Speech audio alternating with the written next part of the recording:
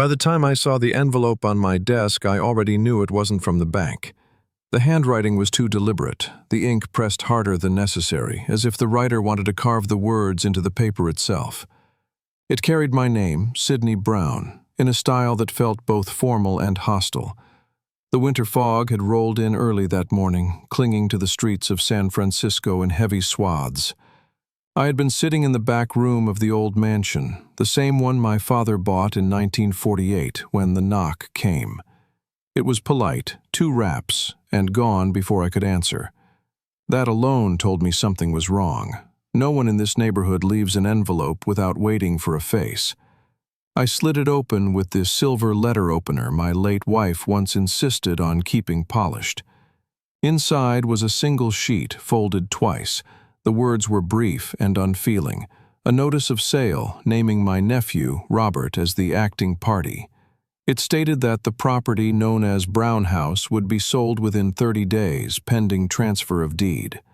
My name was nowhere in the authorization section. I read it twice, my pulse steady but my hands cold. Robert hadn't called me in months, not since our last strained conversation about the future of the house. He had hinted then, too casually, about its market potential, but I thought it was idle talk. Now I saw it for what it was, a plan he had already set in motion. The clock in the hallway struck 11, its chime echoing through rooms that had been witness to 3 generations of family dinners, arguments, and reconciliations. I stood in the center of the study, letting the silence settle before the next move. That was when I noticed something that made my skin tighten. Robert's signature on the notice was not quite right. The flourish at the T in Brown was missing, replaced by a flat, sharp stroke. He hadn't signed it in front of anyone who knew his hand. That meant forgery, or at least a deliberate attempt to distance himself from direct liability. I thought of calling him immediately, but something stopped me. I knew Robert well enough to understand that if I confronted him now, he'd deny everything and retreat into the role of the offended family member. Instead, I needed to let him think I was unaware, at least until I had the advantage. The mid-afternoon light began to fade, throwing long, fractured shadows across the walls. The mansion seemed to breathe around me, the woods settling with faint groans, as if it too sensed the threat. I walked the length of the hallway, touching the frames of photographs that lined it.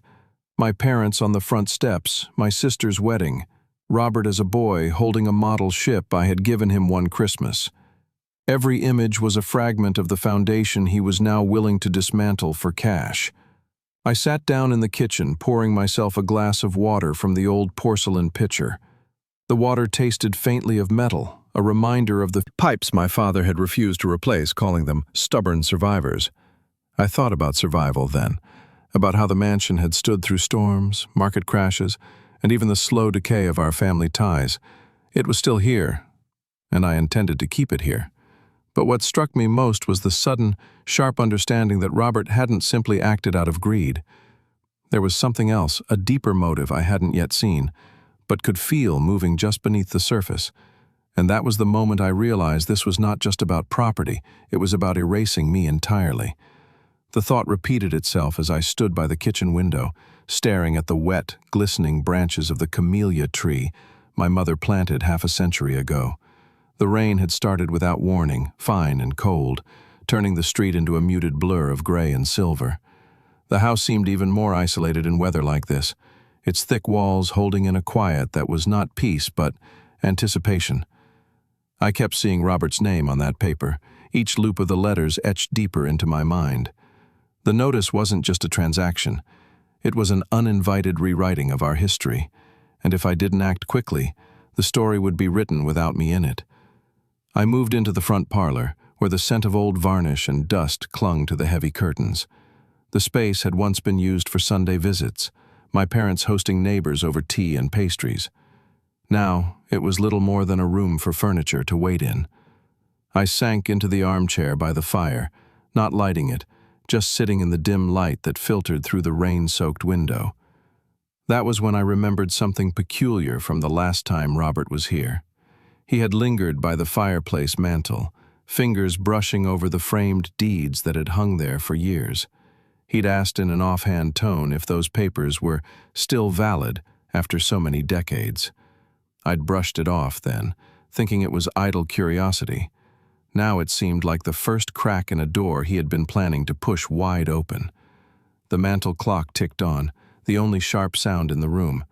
I could feel my heartbeat falling into rhythm with it. I knew my first step had to be quiet but deliberate. If Robert was bold enough to bypass me legally, then he was either convinced I was powerless, or he knew something that made him believe he was untouchable. Around 4 o'clock, the rain eased, leaving the street outside dark and slick.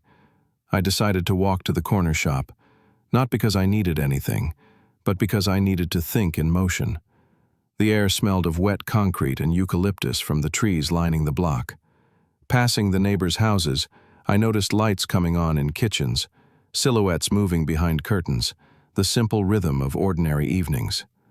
My house, in contrast, felt like a fortress preparing for siege. Halfway to the shop, I stopped under the awning of a closed bakery. The memory came fast, unbidden. Robert as a boy, no more than 9, sitting at my kitchen table with jam on his hands, telling me he wanted to be the man of the house one day. He'd said it with the earnestness of a child, but there had been something else in his eyes. A hunger, a certainty that he would have what he wanted, no matter how long it took. That memory left a taste in my mouth that was almost metallic. It made me realize this wasn't a sudden betrayal, but the culmination of years, perhaps decades, of quiet entitlement. My role now was not simply to stop him, it was to strip away the illusion that he was entitled to anything at all. By the time I returned to the mansion, the sky had turned a deep, mottled blue, clouds bruised with the last of the storm. I went straight to the study, pulling the bottom drawer of the desk where my father's will was kept. The paper was brittle at the edges, but the words were still firm. The property was to remain in the family, decisions to be made jointly by named heirs. My name was first.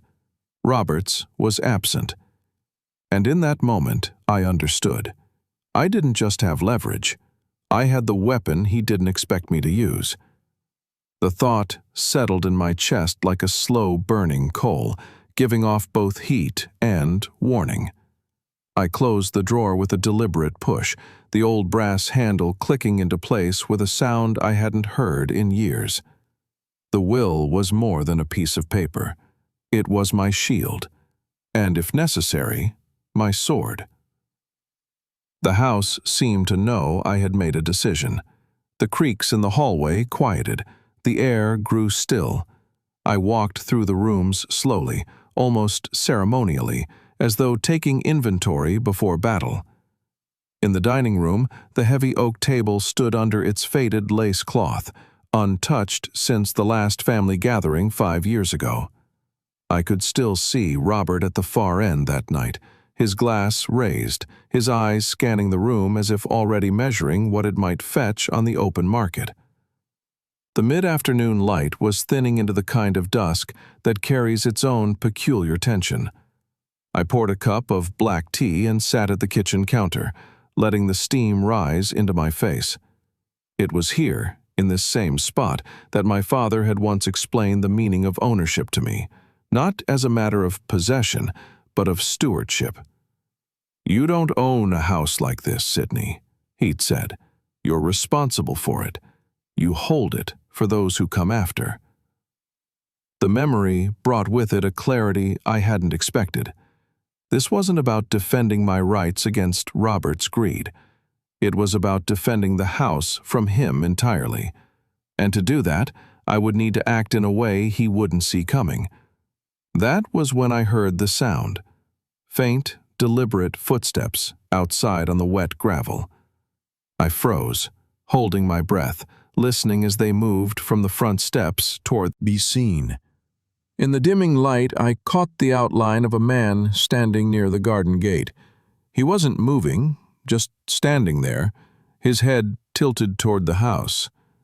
My first thought was that it was Robert himself, but this figure was heavier, broader in the shoulders. He turned and walked away before I could make out his face, his shoes crunching on the damp path until the sound faded into the street noise beyond. I stayed by the window for several minutes, my fingers resting on the sill. Whoever he was, he hadn't come to knock or deliver anything. He'd come to look, and that unsettled me more than if he had confronted me directly. When I returned to the study, the will still lay on the desk. I stared at it, my mind sharpening. Robert might think he was maneuvering in secret, but there were eyes on the house now. Maybe his, maybe someone else's. Either way, the time for quiet observation was running out. A plan began to take shape, not just to halt the sale, but to make any attempt at it so costly, so humiliating, that Robert would never try again. I knew the legal path, but I also knew the weight of public perception in a city like this. A well-placed story in the right circles could make him the object of scrutiny he wouldn't survive. I reached for the rotary phone, running my thumb over the dial without lifting the receiver. There was one man downtown who still owed me a favor, a lawyer with a taste for the kind of cases that left scars. And as I sat there, the thought returned, sharper now. I didn't just have leverage, I had the weapon he didn't expect me to use. That line pulsed in my head as I finally lifted the phone receiver, the dial tone humming like a steady drumbeat beneath my fingertips. My hand hesitated over the first number. A part of me wanted to storm straight to Robert's apartment, shove the will under his nose, and watch the arrogance slide off his face. But another part, the colder, more calculating part, knew that satisfaction would be fleeting. The lawyer's name was Marcus Holloway. He had once represented me in a property dispute against a developer who tried to shave 6 inches off my boundary line. Marcus had an unsettling way of smiling while his opponents stumbled over their own words, a quiet predator in a perfectly pressed suit. I hadn't spoken to him in years, but men like Marcus didn't forget debts, especially the kind that came with a discreet envelope left on their desk in the middle of a trial. As I began to dial, the grandfather clock in the hall struck 6, each chime echoing through the wood-paneled corridors. I thought of my father again, his voice thick with warning when he'd said, "The house doesn't just hold our name, Sydney. It holds our mistakes, too." Back then, I hadn't understood. Now, staring at the yellowed same measured, low, as though each word had been inspected before leaving his mouth. I told him about the notice, the forged signature, and the sudden visitor at my gate. There was a pause, the sound of a pen scratching faintly on paper. "You're certain about the forgery?" he asked. I pictured Robert's handwriting in my mind, the missing flourish, the abrupt stroke. "Certain enough to stake the house on it," I said. "That's exactly what you'll be doing," Marcus replied. His tone was almost approving. "If we move forward, we'll not only stop the sale, we'll make the attempt itself look like a public scandal. Are you ready for that?" I didn't answer immediately. The image of Robert as a boy flickered again. Jam on his hands, that unshakable certainty in his eyes. "Yes," I said finally. "I'm ready." Marcus promised to start with a quiet inquiry at the recorder's office. "If he's already filed something, I'll know by morning. But Sydney, don't contact him. Let him think you're blind until I tell you otherwise." After I hung up, I moved to the parlor, staring out at the garden where the visitor had stood. The camellia tree swayed gently in the breeze, its dark leaves glistening from the rain. Somewhere in the shadows near the fence, a shape shifted. Too small to be a person, but enough to make my pulse climb. It was only a stray cat, but the way it froze and stared back at me made the hairs on my neck stand up. The night settled in heavy and thick. I lit a single lamp in the study and left the rest of the house in darkness. If anyone was watching, I wanted them to see only one room glowing, one silhouette moving behind the curtains. I stayed there until the streets outside fell silent. the city's noise fading into the occasional hiss of tires on wet pavement. When I finally rose, it was with the strange calm that comes before a storm. Marcus would have his answers soon enough, and when he did, I knew the weapon I held would not just stop Robert. It would cut him out of the house forever. That certainty stayed with me through the night, anchoring me while the rest of my thoughts drifted into darker territory. Sleep came in fragments, each one broken by the sound of the wind rattling against the old glass panes. At some point, I woke to the faintest noise, like a drawer sliding shut in another room. I stayed still, listening, but the house returned to silence, the kind that presses in on your ears. By morning, the fog was thick enough to erase the street entirely. The mansion's front steps seemed to dissolve into it, and the city beyond might as well have been gone. I brewed coffee in the small percolator, the smell filling the kitchen and mingling with the faint scent of damp wood. Every sound felt amplified: the click of the gas, the drip into the pot, the slow settling of the floorboards. I was halfway through my first cup when the phone rang. Marcus didn't waste time. "He filed the transfer 2 weeks ago," he said. "Not with your signature, of course, but he used a notarized statement claiming you were incapacitated and unable to manage the property."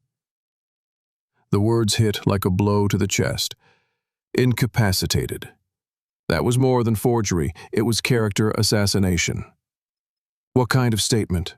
I asked, my voice tighter than I intended. "Doctor's letter," Marcus said. "Not from anyone legitimate. The name belongs to a retired physician who's been out of practice for over a decade. This isn't just sloppy, it's reckless." Reckless or arrogant, I thought. Robert must have believed I wouldn't have the will or the resources to challenge it. He had underestimated both. Marcus's tone shifted, sharpening. "We can use this, but you need to stay quiet until I've prepared the injunction. Once we file, he won't be able to touch the property without a hearing." I agreed, though the urge to confront Robert in person burned at the edges of my restraint. Instead, I decided to occupy the day with a different kind of preparation. If Robert wanted to claim I was unfit, I would prove myself sharper than ever. I spent the morning in the upstairs library, pulling boxes of old photographs, deeds, and letters from the shelves. Each piece was a thread in the fabric of the house's history, evidence that this place wasn't just mine, but part of the city's memory. As I worked, I thought of how Robert might react when the legal trap closed on him. He would rage, of course, but beneath that anger would be the humiliation of being outplayed by someone he thought was already fading. By late afternoon, the fog had begun to thin, revealing the wet glint of the street outside. I went to the front window and froze. A car was parked across the road, a dark green sedan, engine idling, driver's face obscured by the glare on the windshield. It sat there for several minutes, unmoving. Then, as if on cue, it rolled away without a sound. I stood there long after it disappeared, the unease settling in my stomach like lead. Whoever was watching the house before hadn't lost interest. This was no longer just Robert's scheme, it was something with longer shadows. I locked every door before dusk, letting only the low light of the study lamp mark my presence. Marcus would move fast, I knew, but the days ahead would not be quiet. And when the time came, the weapon I held would not just stop Robert, it would cut him out of the house forever. That belief was the steel in my spine as I moved through the morning, deliberate in every step. The air was crisp now, the fog having retreated into the upper streets, but the mansion still felt wrapped in a kind of private weather, its rooms holding a tension that the sunlight could not quite penetrate. I brewed tea instead of coffee, needing the steadying ritual of it. As the steam curled upward, I stood at the kitchen counter replaying Marcus's voice from the day before.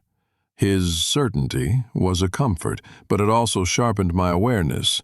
Robert wasn't the kind of man to sit quietly once he suspected the ground was shifting beneath him. If the green sedan yesterday was tied to him, then he already knew something was amiss. I took the cup to the front parlor and sat in the armchair facing the street. From here I could see the slope down toward the bay, rooftops glinting in the distance. The scene was calm enough, but every passing figure drew my attention. A man in a dark coat paused too long at the corner. A woman with a shopping bag glanced toward the house twice before moving on. It was the kind of watchfulness you only notice when you know you're being observed. Midway through the morning, the phone rang again. Marcus's voice carried a subtle change, more energy, a trace of anticipation.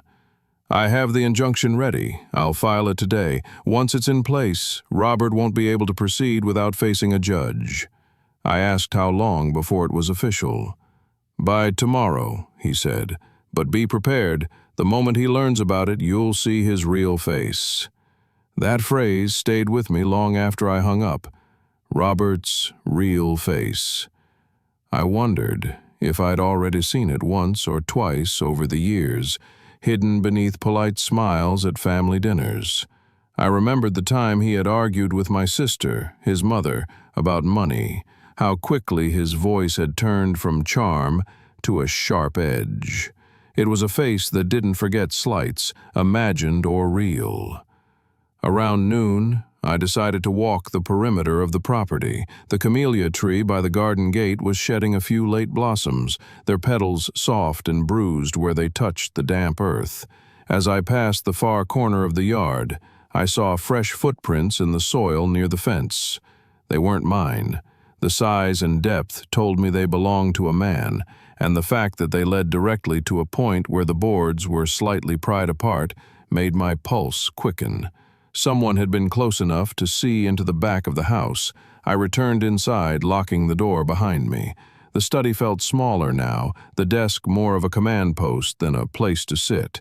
I laid out the will, a stack of family photographs, and the original deed. Each piece was a card I intended to play in the order that would hurt Robert most. By late afternoon, a shadow fell across the front walk. I stepped to the window and saw a figure approaching. Not Robert, but a man in a flat cap carrying a thin envelope. He left it on the doorstep without knocking, then turned and walked briskly away. I waited until he was gone before retrieving it. Inside was a single sheet, typed, unsigned. "Some things can't be stopped. You'd do well to remember that." I held the paper for a long moment, feeling the old house breathe around me. And as the daylight drained from the room, I knew this was no longer only a legal battle. It was becoming something far more dangerous. The paper lay flat on the desk in front of me, its typed words carrying more weight than they should have. Whoever had sent it wanted me to read between the lines, to feel the pressure of something that existed beyond the court's reach. And I did. The first instinct was to call Marcus, but I didn't. The note was unsigned, untraceable by any immediate means, and I had no proof that Robert was behind it. If I told Marcus now, he'd push to use it in the injunction filings, which would force Robert to deny it, maybe even play the victim. No. I'd hold this card for now, just as I was holding the will, waiting for the moment when its revelation would hurt the most. Outside, the evening fog began to roll back in from the bay, sliding over the rooftops in slow, pale waves. The house grew darker without my switching on the lights, until only the faint reflection of the street lamps cut through the windows. I stayed at the desk, my pen tracing the names on the will, my father's, my own, like a talisman against the encroaching shadows. Around 7, there was another sound outside, softer than the first set of footsteps I'd heard days before.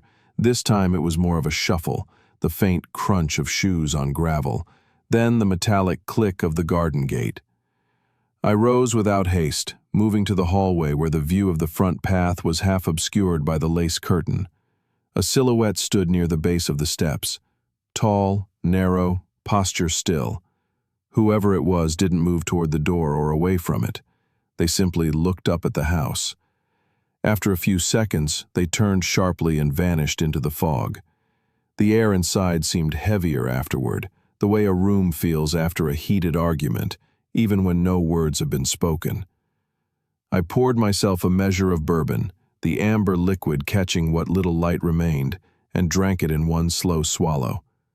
By the time I reached for the phone, the decision was made. I would visit Robert before Marcus filed the injunction. Not to warn him, not to negotiate, but to look him in the eye and measure just how far he was willing to go. The next morning, I dressed deliberately, choosing the same charcoal overcoat I'd worn to my sister's funeral years ago. It was heavy, lined with a memory Robert wouldn't be able to ignore. The streets were still damp from the night's mist as I made my way toward his building in the Marina District, the bay's cold air threading through the narrow lanes. When he opened the door, surprise flickered only briefly in his expression before settling into a kind of polite hostility. "Uncle," he said, as if the word itself were a formality he'd been forced to utter. I stepped past him without asking, scanning the room. It was tidy, almost sterile, the walls bare except for a single framed print of the Golden Gate. "You've been busy," I said. His jaw tightened. "If this is about the house, you should know it's already in motion. Best for everyone." The way he said everyone made my skin prickle. I thought of the unsigned note, the man in the fog, the footprints by the fence. "It's not best for me," I said. For a moment, we simply looked at each other. No raised voices, no threats, just a quiet recognition that the next move, whichever one of us made it, would end the pretense between us forever. And walking out into the cold air afterward, I understood something I hadn't before. Robert wasn't afraid of losing the house. He was afraid of losing control over me. That realization stayed lodged in my mind like a splinter as I walked back through the thinning morning fog. The air had a briny sharpness from the bay cutting against my cheeks, and each step home felt heavier, as though the weight of the mansion's walls was already pressing toward me. Inside, the house was cool and still. I didn't take off my overcoat. I moved through the hall toward the study, my eyes catching on the old mirror that hung above the sideboard. My reflection looked older than it had yesterday. More lines, yes, but also a kind of fixedness in the eyes I hadn't seen before. This wasn't the look of someone merely defending property. It was the look of someone preparing to strip an opponent down to his bones. The phone rang before I sat. Marcus's voice was brisk. "The injunction is filed. The court date's set for 2 weeks. He'll get notice by tomorrow at the latest." "That gives him time to move," I said. Marcus paused. "It gives you time too. Use it." After we hung up, I went to the kitchen and poured another cup of tea, watching the steam curl into the morning light. My father's words returned, about the house holding our mistakes. Robert's fear of losing control wasn't born yesterday. It had been nurtured over years, fed by every time I allowed him small victories to keep the peace. I had trained him, in a way, to believe that my silence meant surrender. By noon, I was in the library again, sorting through another set of boxes, personal letters between my father and the original architect of the house. In one, dated 1949, the architect wrote that the building's design was meant to withstand not just earthquakes, but the test of time against lesser men. I read the line 3 times, thinking how fitting it was now. It was then I heard it again, the crunch of shoes on gravel. This time, not at the garden gate, but along the side of the house near the library windows. I set the letter down and moved silently toward the sound. Through the narrow slit between the curtains, I caught a flash of movement. A man in a dark coat, head down, walking away with quick, deliberate steps. I didn't recognize him, but he was too close for comfort. I stepped outside, following the path he had taken, but by the time I reached the street, the fog had swallowed him. Still, the feeling he left lingered, a deliberate intrusion. The house was under constant eyes. When I returned inside, the library felt smaller, the air thicker. I locked the window latch and sat back down, forcing my hands to steady on the desk. If Robert's real goal was control, then intimidation was one of his tools. But intimidation only works if you let it change your behavior. That evening, I placed the will, the deed, and a selection of family photographs into a leather case. If anything happened to me or the house, Marcus would have everything he needed to secure it. I left the case by the front door. The house was silent by nightfall, save for the faint creak of beams settling in the cool air. I moved through each room slowly as though reacquainting myself with its bones. In the dim light, the wallpaper patterns seemed to shift, and the air carried a faint scent of salt and dust. Standing in the front hall, I realized something that made my pulse steady. Robert had underestimated me for the last time. And if he thought control was still his, he was about to learn how completely it could be taken away. That thought wasn't just a declaration. It was a kind of quiet oath I made to the house itself as I stood in the front hall, hand resting on the polished banister my father once told me was carved from old ship timber. The morning broke clear for the first time in days. Sunlight spilled across the street, making the wet asphalt glisten like obsidian. I opened the front curtains wide, not to welcome the day, but to let anyone watching know that I wasn't hiding. The house breathed differently in the light.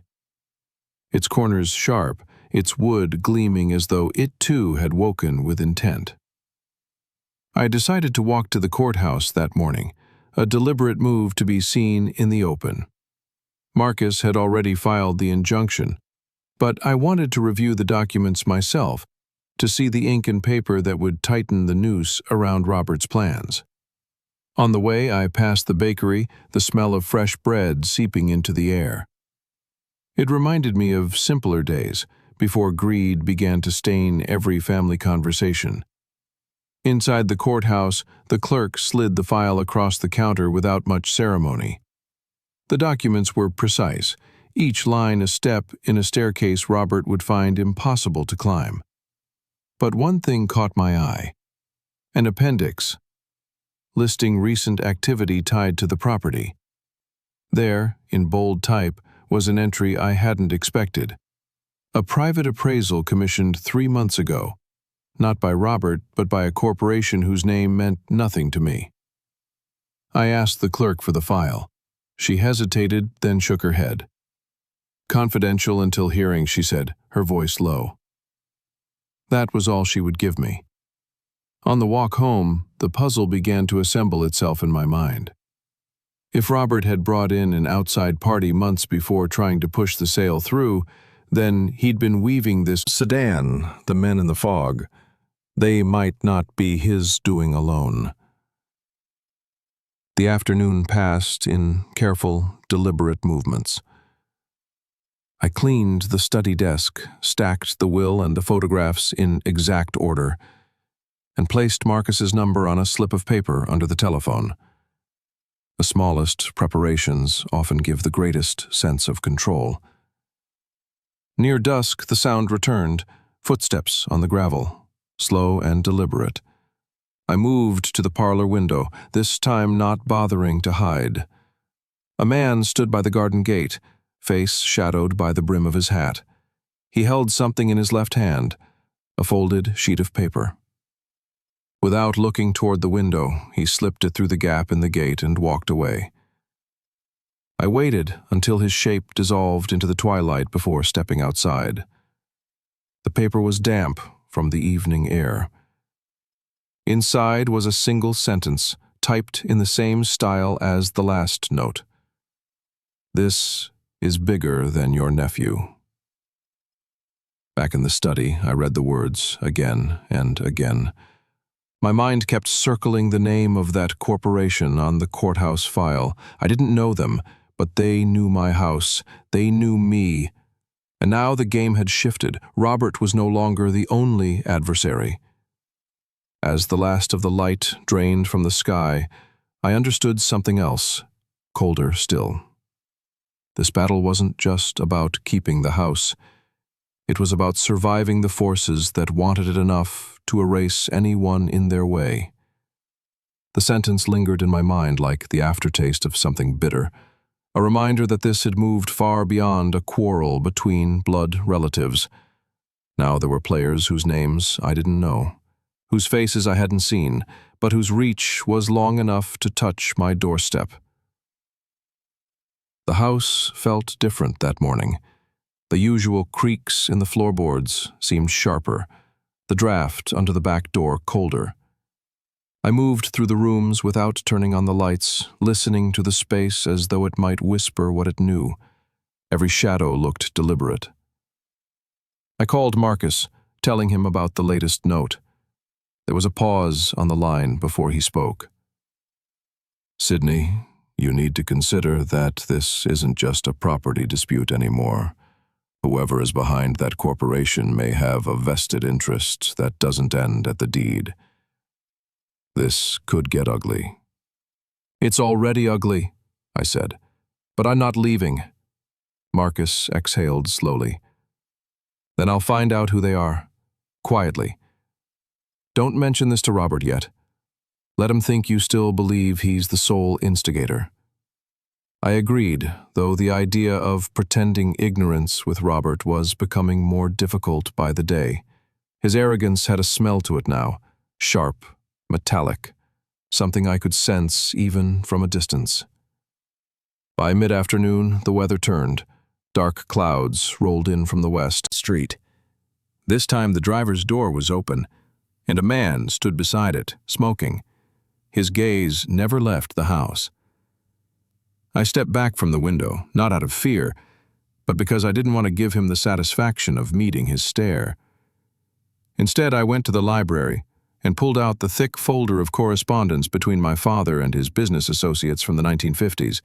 If I could trace the original ownership of the land and the agreements made when the mansion was built, I might uncover something worth protecting beyond sentiment, something the corporation wanted enough to send watchers. The rain began around 6, heavy drops hammering the roof. I lit the lamp in the study, the warm glow pushing the shadows back just enough to make the room feel smaller, more contained. Outside, the sedan's headlights flashed briefly before it drove off into the wet darkness. An hour later, the phone rang again. Marcus's voice carried a new weight. "I've looked into that corporation. It's a shell. No office, no real staff. It's owned by another company out of state, one that specializes in buying historic properties, usually under duress, often through legal pressure or intimidation." I felt my jaw tighten. And Robert? Whether he knows who they really are or not, he's working with them. Your nephew's name is on a preliminary agreement. If the sale went through, he'd get a payout well above market value. The pieces clicked into place with an almost audible snap. This was never about family disagreements or market opportunities. Robert had been bought, and in doing so, he'd invited a predator into our home.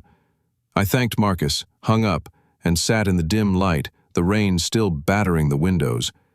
I knew then that the legal battle would be just one front in this war. The other would be fought in the quiet spaces where shadows move, notes appear at your gate, and enemies you've never met already know your name. And in that moment I realized the fight for the house was no longer about heritage or blood. It was about my place in a world that wanted me gone. The sentence carried a weight that I could feel in my bones, not just in thought. I stood by the study window, watching the rain bead and streak against the glass, each drop racing downward as though competing to escape. Outside, the street was a blur of reflections, lamplight smeared across the wet pavement, the occasional shadow moving past like a ghost. I had lived long enough to know that being targeted is a kind of erasure. First, they try to remove you from decisions, then from ownership, and finally, from memory itself. If they succeed, it's as if you were never there at all. The house was my anchor against that kind of disappearance. The phone was silent now, but the memory of Marcus's voice lingered, calm, clipped, precise. A shell corporation, duress purchases, intimidation. This was a machine designed to strip value and leave. I sent nothing behind, and Robert had opened the door to it willingly. That truth burned more deeply than any of the threats. I left the study and walked the length of the hall, pausing in each room to take in its character. The The worn carpet in the upstairs landing, the uneven wood grain in the dining room table, the faint scent of old cedar in the front closet. Every part of the house was a record of life lived, and I imagined the kind of blank, gutted space these people would turn it into if they won. By mid-morning, the rain had thinned to a fine mist. I decided to leave the house, to move through the city and let its noise drown the undercurrent of unease in my head. The cable cars clattered on the tracks as I made my way to a small coffeehouse near Washington Square, a place where I could sit and watch without being noticed. That was where I saw him again, the man from the green sedan. He was standing across the street, pretending to read a newspaper. Every few moments his eyes flicked over the top edge toward me. It wasn't subtle, and it wasn't meant to be. I stayed for another 20 minutes, sipping coffee, not reacting. When I finally left, I took a route that wound through side streets and alleys, forcing him either to follow openly or vanish. By the time I reached home, he was gone. But the point had been made. They wanted me to feel their presence, even in the heart of the city. That evening, I set a new ritual in place. At exactly 7 o'clock, I would turn on the study lamp and sit at the desk in clear view of the window. Let them see me there. Let them know I wasn't leaving. I wanted the watchers to grow used to my silhouette so that when the moment came, I could change it to my advantage. Around 8, as the house settled into its nocturnal stillness, I began drafting a statement, part legal, part personal, about the property's history and its connection to the community. It wasn't for the court, it was for the court of opinion. If they wanted to play intimidation, I would play exposure. When I finally put down my pen, the mist outside had thickened into a slow-moving fog. The garden gate creaked faintly, as if disturbed by a hand rather than the wind. And in that quiet, I knew the next move wouldn't be mine. It would be theirs, and it was already on its way. That knowledge was less a thought than a pressure, the kind that settles at the base of the skull and hums there, waiting for confirmation. I didn't have to wait long. The following morning, the sound came early. 3 firm knocks on the front door, deliberate and unhurried. I opened it to find a man in a dark wool coat, holding a thick envelope under one arm. His face was lean, expressionless, eyes the kind that record everything without revealing what they see. He didn't introduce himself. He simply handed me the envelope, turned, and walked away without a word. Inside was a formal letter, printed on expensive paper. It came from the same shell corporation Marcus had traced. The tone was polite, but its meaning was a blunt edge. They were prepared to offer substantial compensation for voluntary transfer of property, and advised me to consider the benefits of a smooth transition. The final line was underlined. A timely decision prevents unnecessary complications. I read it twice before folding it back into the envelope. It was an offer disguised as generosity, but the undercurrent was clear. Take the money, or they would make the process difficult enough to break me. I called Marcus immediately. "They've made contact," I said. "Officially?" "Yes, in writing." He told me to keep the letter untouched and promised to send someone to collect it. "This is good," he said almost cheerfully. "They've stepped out of the shadows. That makes them vulnerable in court." But court wasn't where I felt the real battle would be fought. Their methods so far, watchers, notes, strangers at the door, weren't about winning legal arguments. They were about applying constant pressure, wearing me down until the thought of giving in felt like relief. By mid-afternoon, I walked the garden, noting every point along the fence where a board was loose, every corner where a shadow could stand unseen. The footprints I'd found earlier had faded, washed out by rain, but the memory of them was enough to make me reinforce the gate with a heavy iron latch from the tool shed. That evening, I noticed a change in the air around the house. The city noises seemed farther away, the street quieter than usual. Even the fog had a stillness to it, as though it were listening. I took my usual seat in the study at 7, the lamp casting my silhouette against the curtain. This time, I didn't write or read. I just sat, waiting.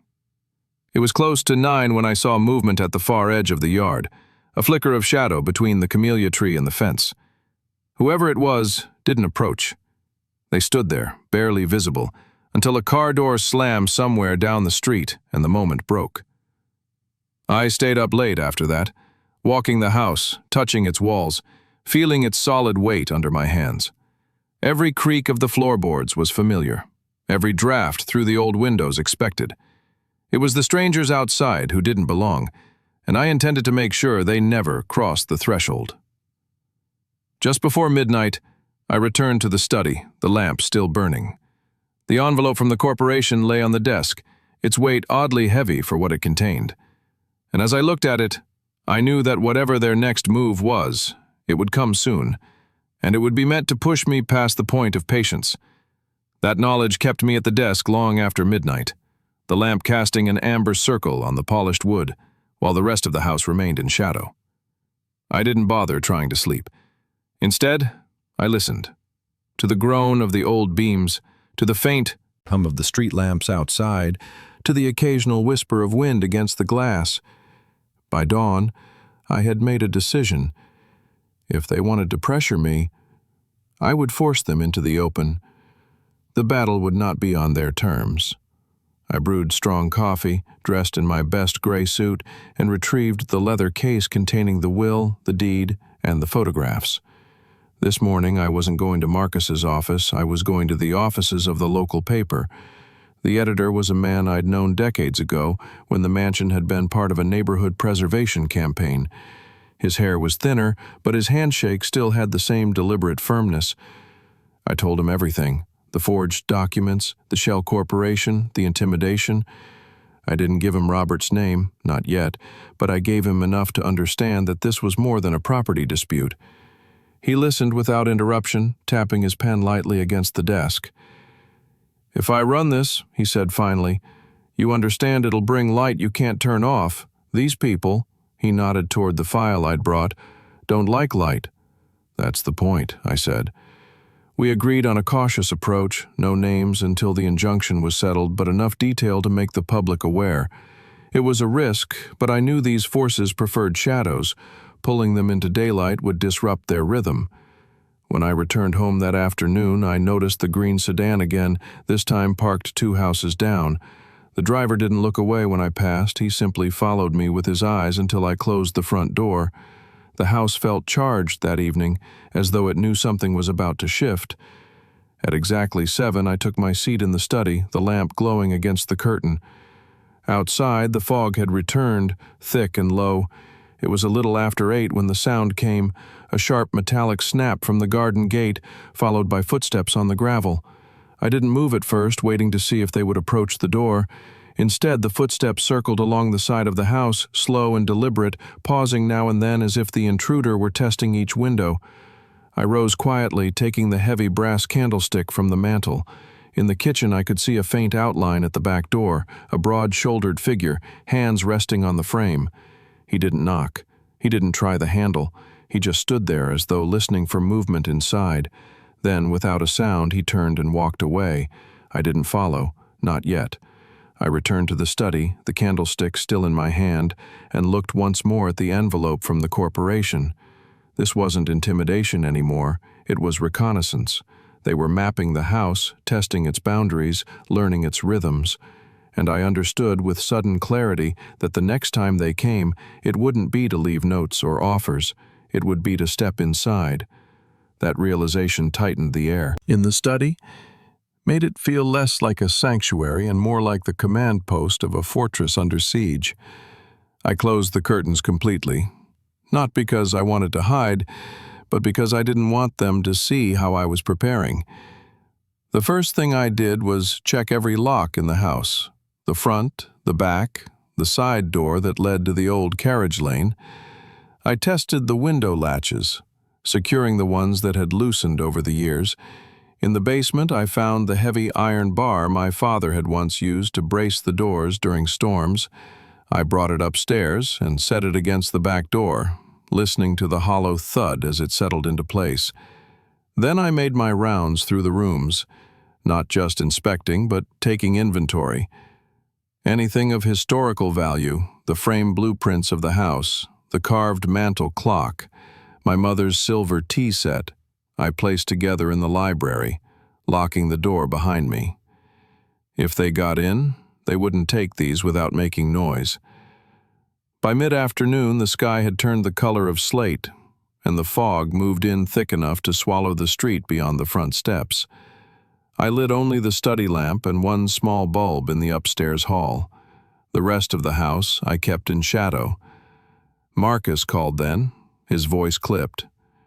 "The editor you spoke to? Someone visited him this morning. Said they knew about the story and that running it would be unwise." "That's intimidation," I said flatly. "That's their opening move," he replied. "Sydney, this isn't just about the injunction anymore. You need to be prepared for them to bypass the court entirely." "I already am."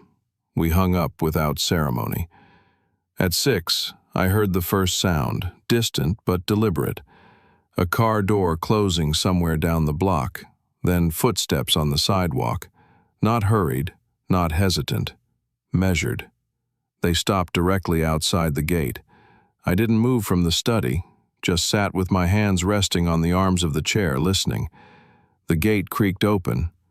Slow, deliberate steps on the gravel path followed, each one a metronome ticking closer. Then silence. I rose, taking the brass candlestick from the mantel again. The hallway felt longer than usual, the darkness pressing close against the narrow path of light from the study. At the front door, I stood still, ears straining. A faint shift of weight on the wooden porch boards. I didn't open it. Instead, I spoke quietly, evenly, but loud enough to be heard. "The next step you take will be your last on this property." There was no reply. Only the creak of the porch as the weight lifted, footsteps retreating down the path. The gate clicked shut and the sound faded into the fog.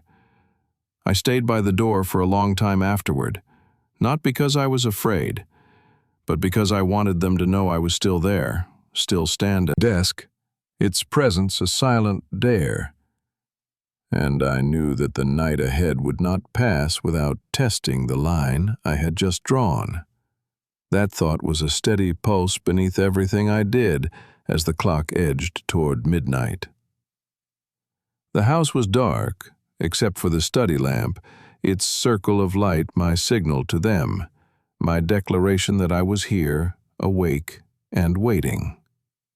Outside, the fog had thickened, moving in low, swirling currents across the street. Every so often, the beam from the nearest lamppost would fracture, as though someone had stepped through it. I kept my eyes on the window, not out of paranoia, but because I knew this was the hour they preferred, when silence was deepest and resolve was weakest. The first sound came just after 12, the scrape of something metallic against the back fence. I moved through the hallway in complete darkness, the brass candlestick in my grip, its weight solid and familiar now. The sound repeated, followed by the soft thump of boots landing in the garden soil. I didn't turn on any lights. Instead, I waited in the shadowed corner near the kitchen, my breathing slow, my ears tuned to the faint crunch of gravel. Whoever it was moved carefully, but not cautiously. They weren't afraid of being heard. The back door latch rattled once, then twice, before going still. Then came the knock. 3 sharp raps, spaced just far enough apart to feel deliberate. I stepped forward until I was only a foot from the door. "This is your warning," I said, my voice low but carrying. There was a pause, the kind that stretches just long enough to make the air itself feel heavy. Then footsteps retreated, slow at first, then quicker, until the sound vanished into the fog. I stayed there for a while, the cool metal of the latch under my hand, listening to the silence rebuild itself around the house. When I finally returned to the study, I poured a glass of water and sat down, the adrenaline still sharp in my blood. On the desk, The envelope from the corporation lay exactly where it had been all week, but tonight it looked smaller somehow, less important than the truth that had settled in me. This was never about the money or even the deed. It was about pushing me to leave the house on their terms, and they had failed. I knew the fight wasn't over. The court hearing was still ahead, Robert's betrayal still a live wound. The corporation would try again, through papers, through offers, through shadows at the edge of the garden. But they had seen me hold my ground. Just before dawn, I walked the perimeter of the property, the fog thinning to reveal the first dull light of morning. Every step felt heavier with the knowledge of what had passed, but also lighter with the certainty of what I had defended. The house would stand as long as I did, and perhaps even longer, holding the memory of every night someone tried to take it and failed.